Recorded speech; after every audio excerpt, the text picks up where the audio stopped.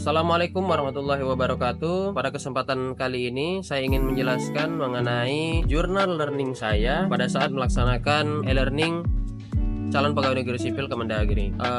E-learning kami diawali oleh pembukaan pada tanggal 10 Maret oleh Ibu PLH Kapus Pengembangan Kompetensi Manajemen Kepemimpinan, Ibu Dr. Tuti Lestari MPD, yang menjelaskan mengenai rangkaian kegiatan ADSAR ini mulai dari tahap-tahapannya seperti MOC, self learning, e-learning, dan seterusnya.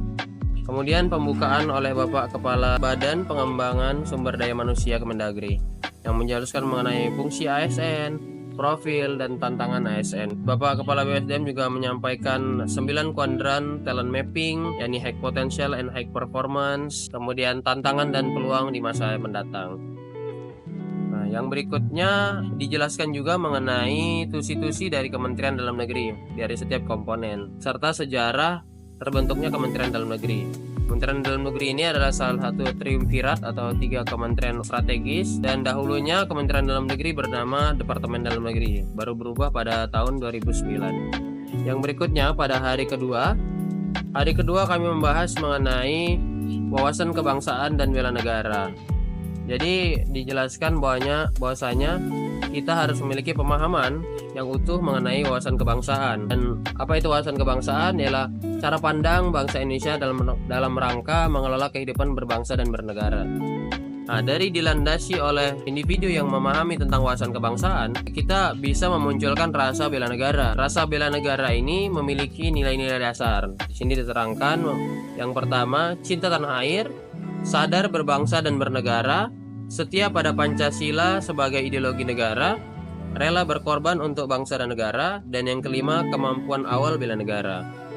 Dan kita sebagai ASN harus bisa mengimplementasikan dari nilai-nilai dasar bela negara tersebut. Dan yang berikutnya pada hari ketiga kami dijelaskan mengenai analisis isu kontemporer, di mana pada analisis kontemporer ini dijelaskan beberapa isu-isu yang hangat dibahas dalam pemerintahan mengenai korupsi, terorisme, narkoba, dan lain sebagainya. Dan isu itu dibagi menjadi 3, ada current issue, emerging issue, dan isu potensial. Dalam rangka membedah isu mana yang memiliki urgensi sangat penting untuk diselesaikan menggunakan rentang penilaian, yakni aktual, kehalayakan, problematik, dan kelayakan. Nah, dalam rangka menganalisis masalahnya, kita menggunakan alat bantu tapisan, yakni urgensi, seriousness, dan growth. Serta dalam teknik analisis isunya itu mulai dari fishbone diagram. Ini kita memetakan berdasarkan seperti gambar tulang. Di ujung kepala ikan itu adalah masalah, dan di tengah-tengah tulang itu adalah sumber masalahnya. Tadi ada sumber masalah apa aja. Dimasukkan ke USG tadi, urgency, seriousness, growth. Itu berapa poinnya? Dari 1 sampai 5 berapa poinnya, seberapa urgensi problem masalah A, masalah B, dan masalah C. Dari sana kita bisa mengetahui masalah mana yang paling pokok untuk diselesaikan.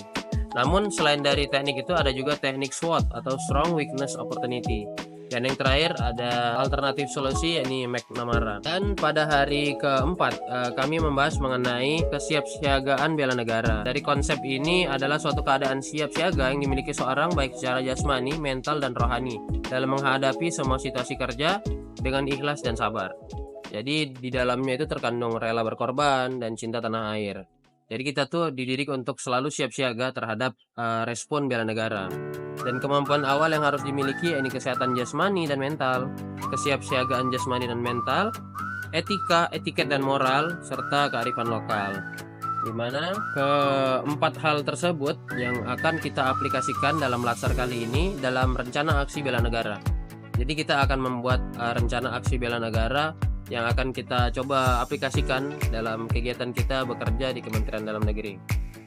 Dan contoh kegiatan kesiapsiagaan bela negara itu seperti kemampuan baris berbaris dan tata kelola upacara, protokolan, kewaspadaan diri, membangun tim, dan seterusnya.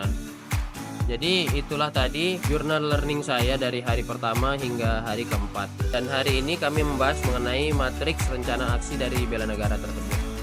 Mungkin itu saja yang dapat saya sampaikan terhadap rekap dari kegiatan belajar dari hari pertama hingga saat ini. Kurang lebihnya saya mohon maaf. Wassalamualaikum warahmatullahi wabarakatuh.